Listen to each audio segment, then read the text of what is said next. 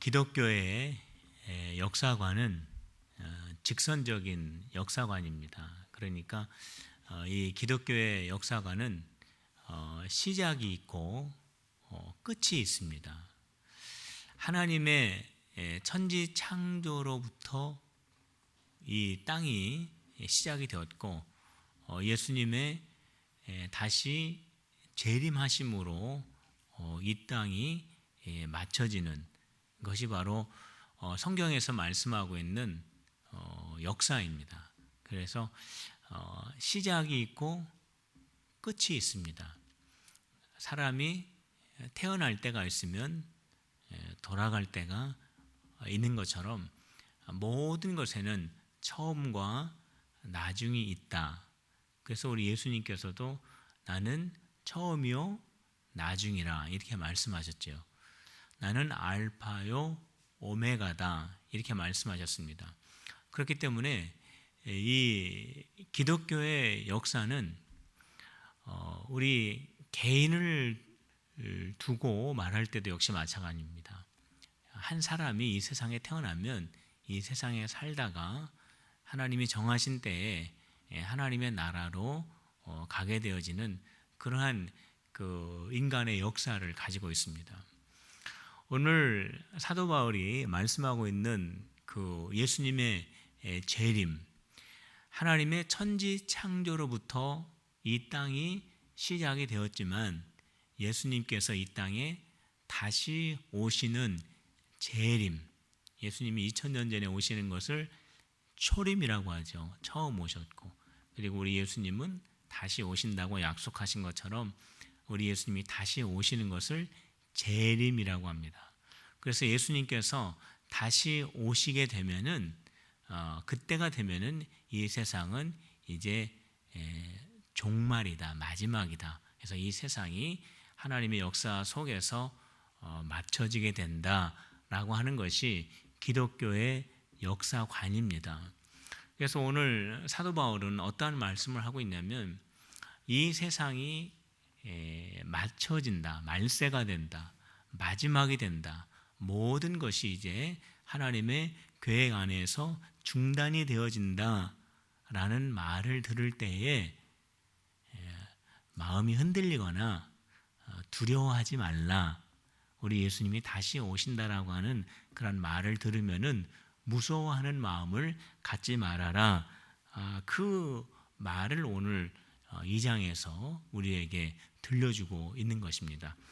그래서 1절과 2절 말씀 우리 같이 한번 읽어볼까요? 1절과 2절입니다. 시작.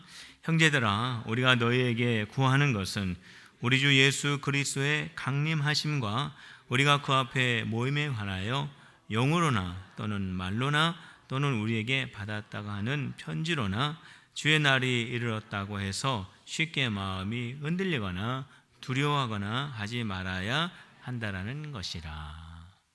우리 예수님이 다시 오신다, 강림하신다 라고 하는 말을 우리가 영어로 듣고 우리가 편지로 듣고 바울의 말로 듣고 했을 때에 마음이 흔들리지 말고 두려워하지 말아라 라고 하는 그런 말씀을 하고 있는 거죠.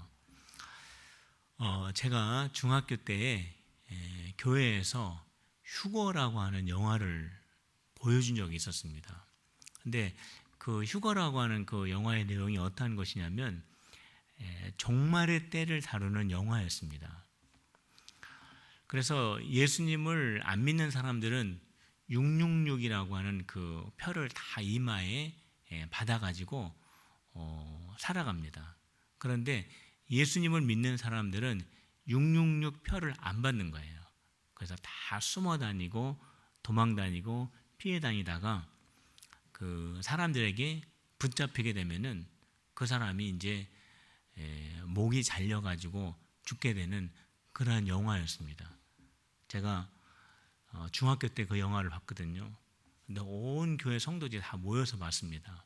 우리 목사님이 그 영화를 보고 은혜 받으라고 그 영화를 온 성도들한테 보여주셨는데 저는 그 영화를 보고 중학교 때 얼마나 무서웠는지 몰라요. 그래가지고 집에 돌아와가지고 우리 가족들한테 그랬습니다. 이제 곧 666 표를 받으라고 하는 때가 곧 오게 될 텐데 우리 가족 중에서는 절대로 이 666을 받아서는 안 된다. 그런 얘기를 제가 중학교 때 우리 가족들에게 다 신신당부하고 막 그런 적이 있었습니다. 근데 거기에 보면은 결국 믿음을 끝까지 지킨 그 성도들은 우리 예수님이 공중에 재림하실 때에 다 들림받게 됩니다. 그게 바로 뭐냐면 휴거라는 거죠. 휴거. 그 영화를 보고 제가 그 믿음이 성장하기보다는 굉장히 무서웠어요. 어린 마음에. 근데 한 번은 제 친구들하고 놀이터에서 만나기로 했는데 가봤더니 아무도 안 나온 거예요. 그래서 제 마음속에 어떤 생각이 들었냐면은 얘들이 다 휴가됐나? 나만 남고 큰일 났다. 막 그 어린 마음에 두려워가지고 막 집으로 달려가 봤습니다. 집에 갔더니 엄마도 없고 동생들도 없고 아무도 없는 거예요. 그래가지고 제가 굉장히 다 시장 갔는데 제가 굉장히 두려워했던 그런 적이 있었습니다. 오늘 이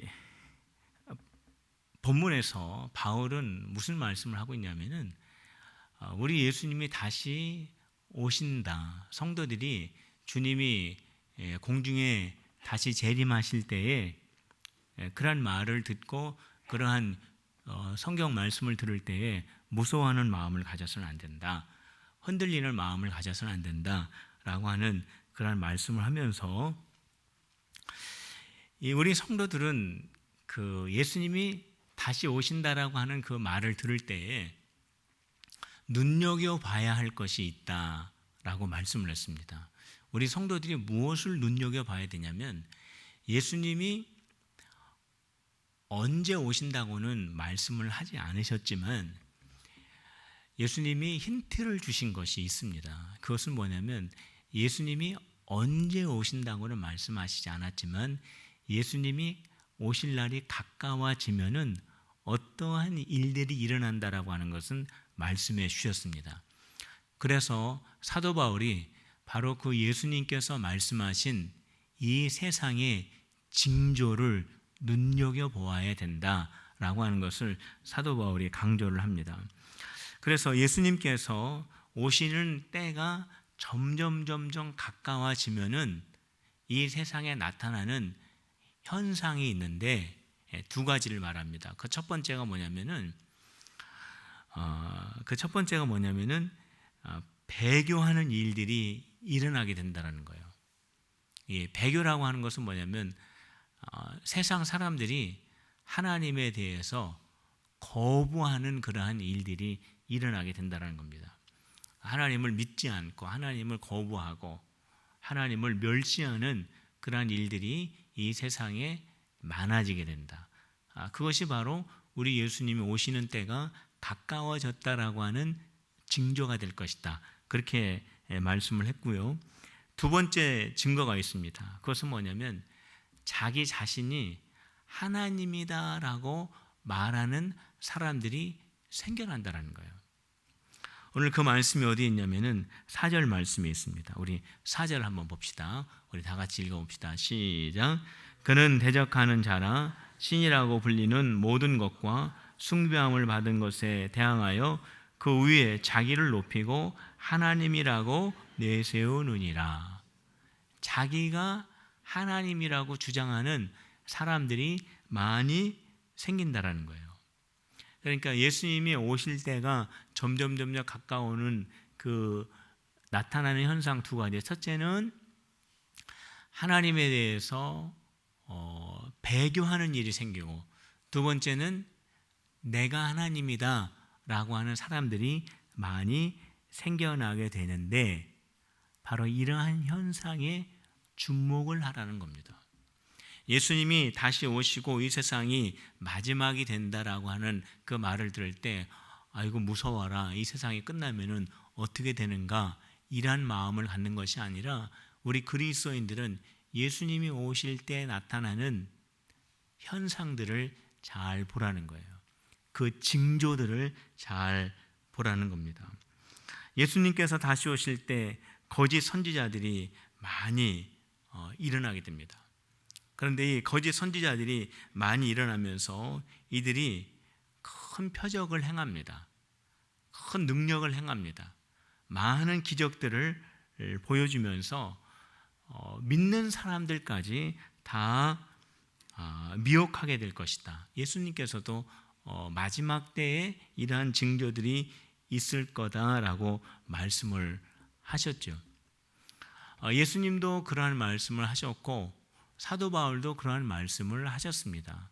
그래서 예수님과 사도 바울이 바로 예수님이 언제 오시느냐, 이게 중요한 것이 아니라 예수님이 오실 때가 점점 가까이 오면은 어떠한 징조들이 일어나게 되느냐, 그것을 잘 보고 그 징조들이 나타나면 예수님이 오실 때가 가까워졌구나, 그것을 보면서 주님 맞을 준비를 해야 한다라고 하는 그것을 강조해 주고 있습니다.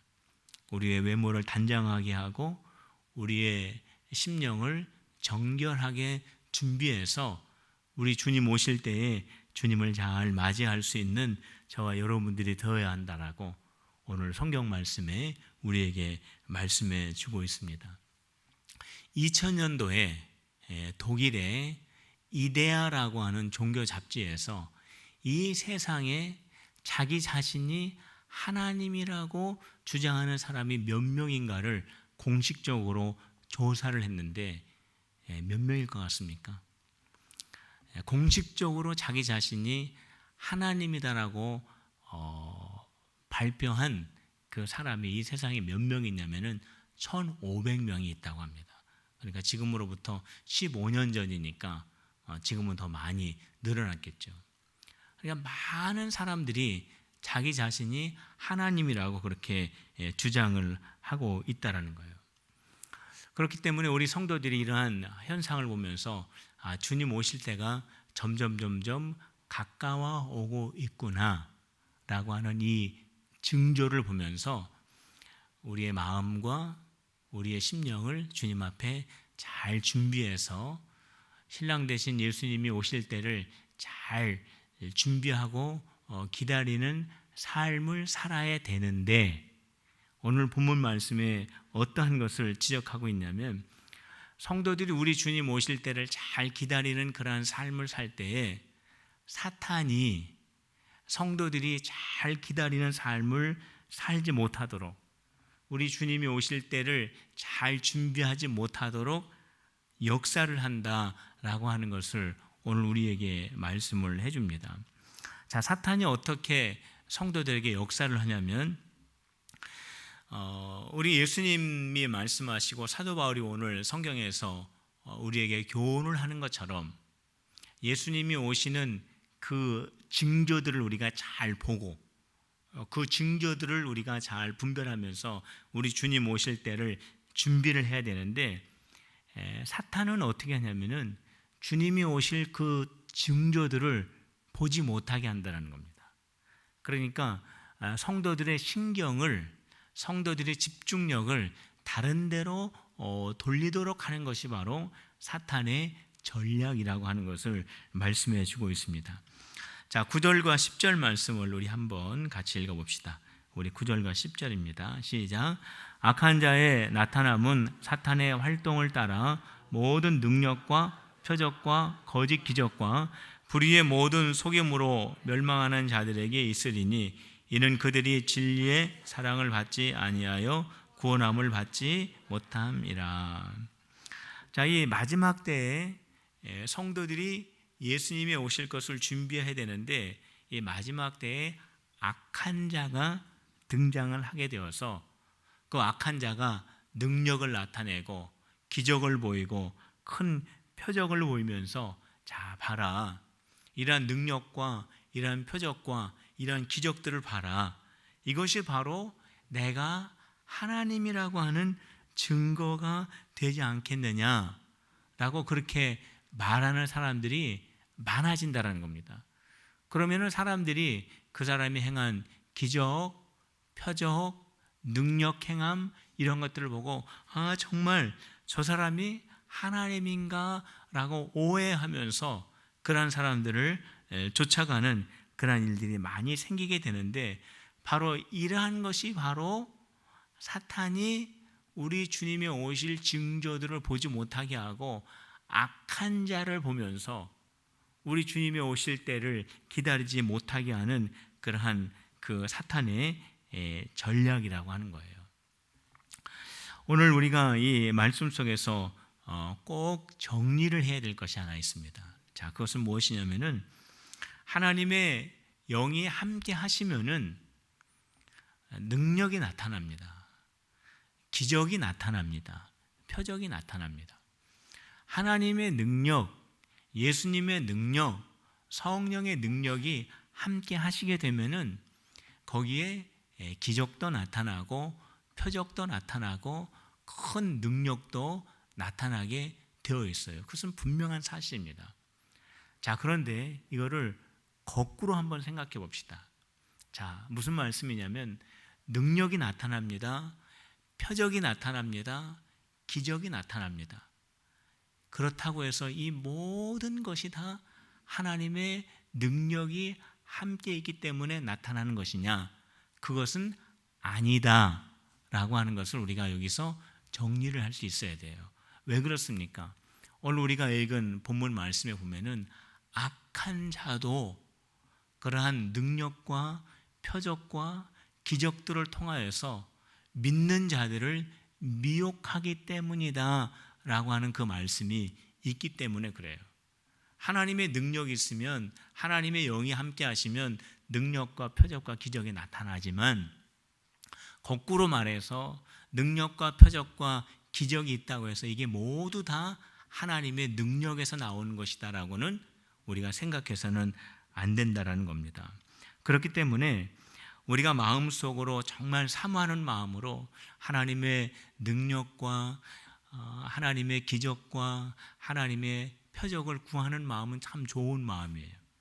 그런데 우리가 여기서 잘 조심해야 될 것이 있습니다. 무엇이냐면은 여기에 위험성이 있는데, 사탄이 이러한 순수한 마음, 신앙적인 마음을 가지고 있는 그 마음 속에서 역사를 한다라는 거예요. 하나님의 영이 함께하면 이러한 기적이 나타나는 것은 분명하지만, 이러한 기적과 표적과 능력들을 통해서 성도들을 미혹할 수도 있는 위험성이 있다라고 하는 것을 우리가 잘 분별을 해야 된다는 겁니다. 이러한 분별 없이 능력, 기적, 표적을 계속 추구하다 보면은 사탄의 시험에 빠질 수 있는 위험성이 대단히 높기 때문이라는 거예요. 그렇기 때문에 이것이 하나님으로부터 온 것인가, 이것이 하나님으로부터 온 것이 아닌가, 이것을 잘 분별해야 되는데, 능력은 좋은 것이고 표적은 좋은 것이고 기적은 좋은 것이기 때문에 이게 모든 것이 다 주님께로부터 온 것이다라고 생각해서는 안 된다라는 겁니다. 그렇기 때문에 우리가 이 모든 능력이, 우리가 모든 표적과 모든 기적들을 바라볼 때 우리 성도들은 이게 다 하나님으로부터 온 것이다 라고 생각하지 마시고 분별할 수 있는 그러한 그 분별력을 가져야 됩니다. 이 분별력을 갖기 위해서는 어떻게 해야 될까요? 우리가 말씀을 잘 읽어야 됩니다. 하나님의 말씀을 늘 가까이 해서 하나님의 말씀을 잘 알고 있어야 하고, 또 우리가 기도할 때 하나님, 내가 주님의 역사하심을 잘 분별할 수 있도록 도와달라고 우리가 늘 기도 가운데 그런 기도를 하나님 앞에 올릴 수 있어야 합니다. 자, 이 마지막 때에 이 악한 자가 나타나서 이런 기적도 행하고 표적도 행하고 능력도 행하면서 믿는 자들을 유혹한다고 했는데, 오늘 이러한 이 악한 자를 조종하는 것이 사탄이다라고 하는 말씀을 오늘 9절 말씀에서 하고 있습니다. 9절 말씀을 시작하면서 어떠한 말씀이 기록되어 있냐면은 악한 자의 나타남이 사탄의 활동에 따른다고 기록하고 있기 때문입니다. 여기 보면은 악한 자의 나타남이 사탄의 활동에 따른다. 그러니까 이 악한 자가 기적을 일으키고 표적을 일으키고 능력을 일으켜서 내가 하나님이니까 나를 좀 쳐다보라고 하는 그러한 그 속에는 사탄이 역사하고 있다는 거예요. 사탄이 왜 그 악한 자들을 통해서 역사하고 있느냐? 왜냐하면 성도들이 주님이 오시는 것을 집중하지 않고 다른 곳에 집중하면서 주님 맞이하는 그 준비를 하지 못하도록 한다라는 겁니다. 이것이 바로 사탄의 사역의 특징이라는 거예요. 우리 예수님께서 베드로와 대화를 나누는 중에 예수님께서 베드로에게 너는 나를 누구냐라고 했을 때 베드로가 주는 그리스도시요 살아계신 하나님의 아들이십니다 라고 그렇게 고백을 한 적이 있습니다. 베드로가 정말 이렇게 아주 명쾌하고 정말 영적이고 정말 우리 예수님을 아주 만족시킬 만한 그런 아주 정답을 우리 예수님에게 그렇게 신앙으로 고백한 것이죠. 정말로 우리 그리스도인의 신앙의 고백에 아주 정석이 되어지는 그런 신앙의 고백을 베드로가 하게 됩니다. 그 신앙의 고백을 우리 예수님이 들으시고 얼마나 기뻐해 하셨는지 몰라요. 베드로를 너무너무나 칭찬해 주셨습니다. 베드로를 너무나 정말로 흡족해 하셨습니다. 그런데 잠시 후에 예수님께서 베드로에게 뭐라고 말씀하셨는지 아십니까? 예수님께서 그렇게 칭찬했던 그 베드로를 향해서 사탄아 내 뒤로 물러가라 라고 그렇게 말씀하셨어요. 아마 베드로가 그 말씀을 듣고 깜짝 놀랐을 겁니다. 금방 예수님께서 나를 그렇게 칭찬해 주시더니 어떻게 나보고 사탄이라고 그렇게 말씀을 하시는가? 예수님께서 왜 그렇게 하셨을까요? 그 이유가 있습니다. 왜냐하면 베드로가 예수님에게 한 말이 또 있기 때문에 그래요. 베드로가 예수님에게 뭐라고 말씀하셨냐면은 예수님 예루살렘에 들어가지 마세요.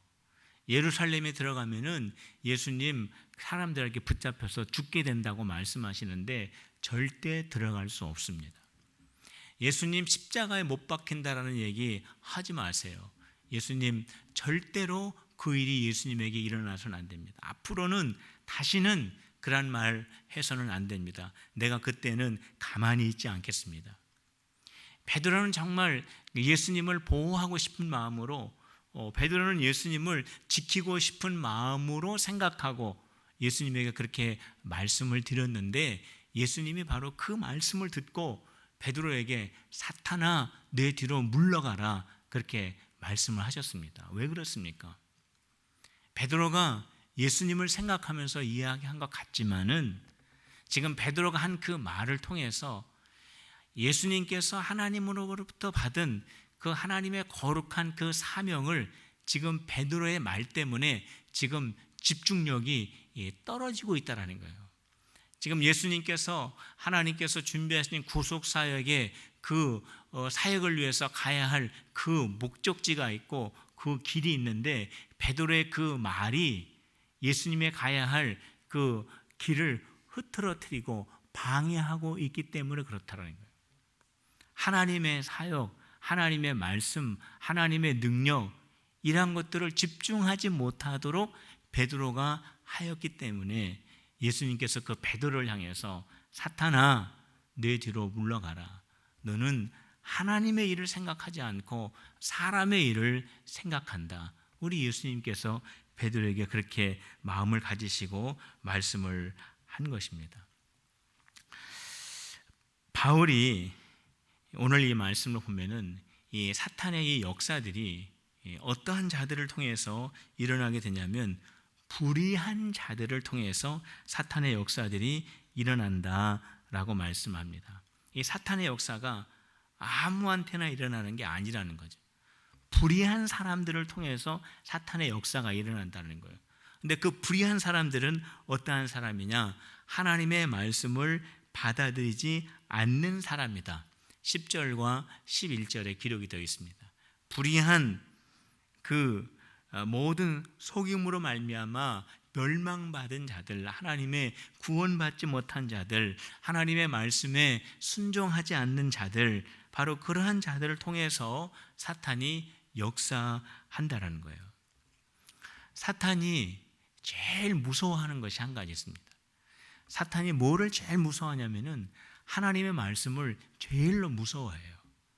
그렇기 때문에 마태복음에 보면은 예수님께서 광야에서 마귀에게 시험 받으실 때 우리 예수님께서 어떻게 그 마귀를 물리치셨습니까?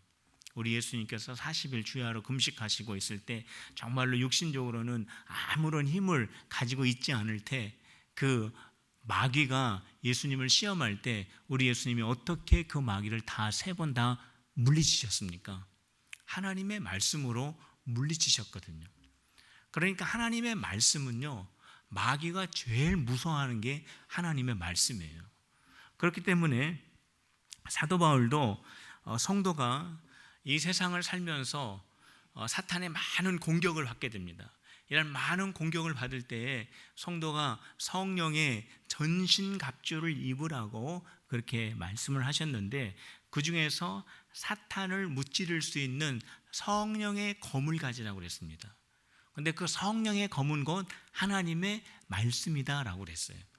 그러니까 예수님도 말씀으로 마귀를 무찌르셨고, 사도 바울도 성도가 전신갑주를 입을 때에 이 성령의 검, 다시 말하면 하나님의 말씀으로 마귀를 물리칠 수 있다라고 그렇게 말씀을 합니다. 마귀가 왜 하나님의 말씀을 무서워할까요? 그 말씀 속에 하나님의 능력이 있기 때문에, 그 말씀 속에 성령의 능력이 있기 때문에 다 맞는 말이죠. 그런데 왜 하나님의 말씀을 마귀가 제일 무서워할까? 왜 마귀가 하나님의 말씀을 제일 싫어할까? 가만히 생각해 보면은 그 이유가 있습니다. 그 이유는 뭐냐면 하나님의 말씀은 거짓이 하나도 없기 때문에 그렇습니다. 하나님의 말씀은 다 참말이에요. 하나님의 말씀은 1.1핵도 거짓이 없어요. 그렇기 때문에 처음부터 끝까지 너무나 정결하고 너무나 정확하고 너무나 진실된 말씀이 하나님의 말씀이에요. 그러나 마귀는 거짓의 아버지이지 않습니까? 마귀는 순 거짓말하는 그러한 그 사역을 하게 됩니다. 그렇기 때문에 진리인, 참말인, 진실인 하나님의 말씀이 선포가 되면은 마귀는 힘을 잃을 수밖에 없게 된다라는 겁니다. 그렇기 때문에 우리 성도들이 마귀의 유혹에 빠지지 않기 위해서, 마귀의 공격을 우리가 넉넉하게 감당할 수 있기 위해서 중요한 것은 뭐냐면 늘 말씀을 가까이 해야 하는 겁니다.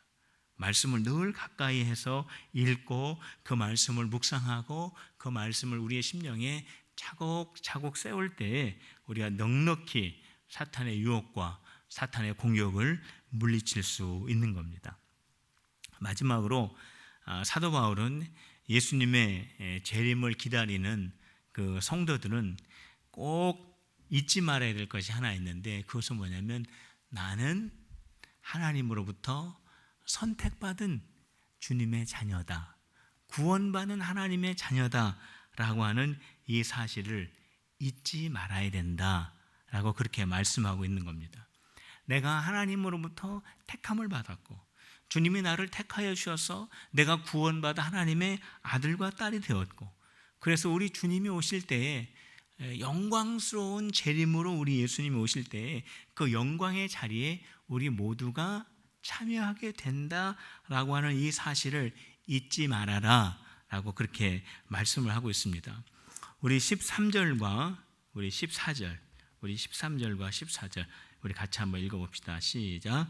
주께서 사랑하시는 형제들아, 우리가 항상 너희에게 관하여 마땅히 하나님께 감사할 것은 하나님이 처음부터 너희를 택하사 성령의 거룩하게 하심과 진리를 믿음으로 구원을 받게 하심이니, 이를 위하여 우리의 복음으로 너희를 구원하사 우리 주 예수 그리스도의 영광을 얻게 하려 하심이니라. 하나님이 여러분들을 택하셨고, 하나님이 여러분들을 자녀 삼으셨고, 우리 예수님이 다시 오실 때 여러분들을 예수님의 영광의 자리에 참여시킬 것을 잊지 말아라 라고 하는 것을 오늘 여기에서 말씀해 주시면서 우리 모든 성도들이 구원받은 하나님의 자녀가 이미 되었기 때문에 우리 예수님이 다시 오실 때에 그거는 우리 모든 성도들에게는 두려워할 사건이 아니고 우리의 마음이 흔들려야 할 사건이 아니다라고 하는 것입니다.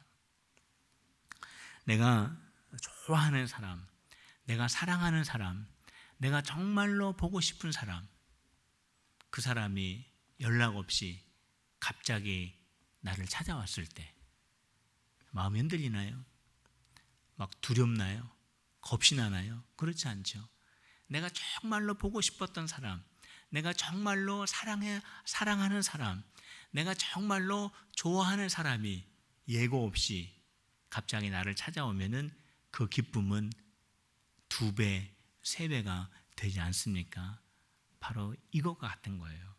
우리 예수님께서 재림하실 때 주님과 관계없는 자들은 슬퍼하고 두려워하고 당황할지는 모르지만 우리 주님과 늘 교제하고 말씀 속에서 주님을 만나고 기도 속에서 주님과 교제하고 예배 속에서 주님과 늘 교제하는 성도들은 우리 주님이 예고 없이 오신다고 할지라도 오 주여 어서 오시옵소서 라고 기쁘게 맞이할 수 있는 우리 성도들이 될 수 있다라고 하는 것입니다. 우리 성도 여러분, 우리 주님의 오시는 그날은 저와 여러분들에게 두렵고 무서웠고 숨고 싶은 그날이 아니라 정말로 우리 주님 너무나 보고 싶었습니다. 말씀 속에 나에게 늘 격려해 주시고 나에게 은혜 주신 그 주님, 내가 신랑 되신 주님으로 만나 뵙게 되어서 너무 기쁩니다. 감사합니다. 그런 마음을 가지고 다 우리 주님 오실 때에 정말로 기쁨으로 뛰어나가 맞이할 수 있는 우리 필그림의 성도들이 다 되시기를 주님의 이름으로 축원합니다. 기도하겠습니다.